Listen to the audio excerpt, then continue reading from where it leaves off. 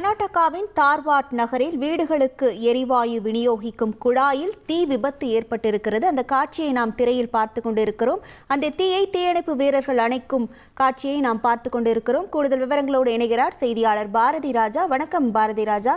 தற்போது இந்த தீ விபத்து ஏற்பட்டிருக்கக்கூடிய பகுதியில் என்னென்ன பாதிப்புகள் ஏற்பட்டிருக்கிறது, அங்கே இருக்கக்கூடிய கள நிலவரங்கள்? கண்டிப்பாக முதல்ல இந்த தீ விபத்து நடந்திருப்பது கர்நாடகாவின் தார்வாட் மாவட்டத்தில் உள்ள ராஜதகிரி என்ற பகுதியில். இந்த பகுதிகள் எல்லாம் 2ஆம் கட்ட நகர பட்டியலில் வரும். கர்நாடகாவை பொறுத்த மட்டும் 2ஆம் தர நகரங்களில் இந்த எரிவாயு என்பது சிலிண்டர்களுக்கு பதிலாக பைப்லைன் மூலமாக வழங்கும் திட்டம் ஏற்கனவே கடந்த பல ஆண்டுகளுக்கு முன்பே செயல்பாட்டிற்கு வந்துவிட்டது. அது போன்ற ஒரு செயல்பாடு தான் இந்த பகுதியிலும் வழங்கப்பட்டிருந்தது.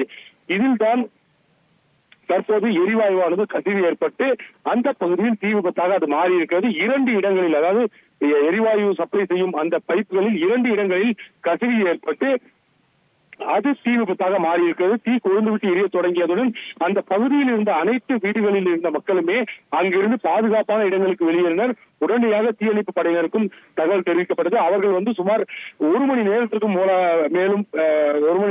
மேலாக போராடி தீயை கட்டுக்குள் கொண்டு வந்து தீயை அணைத்தனர். மேலும் அது மட்டும் அல்லாமல் தற்போதைக்கு அந்த பகுதிக்கு அந்த எரிவாயு பைப்பில் எரிவாயு வழங்குவது நிறுத்தப்பட்டிருக்கிறது என்பதும் அடுத்த கட்ட தகவலாக இருக்கிறது.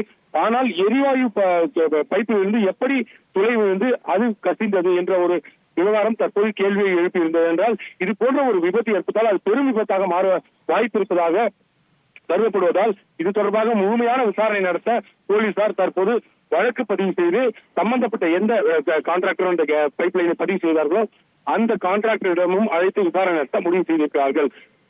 உங்கள் விவரங்களுக்கு நன்றி பாரதி ராஜா. செய்திகளை உடனுக்குடன் தெரிந்து கொள்ள உடனே சப்ஸ்கிரைப் பண்ணுங்க.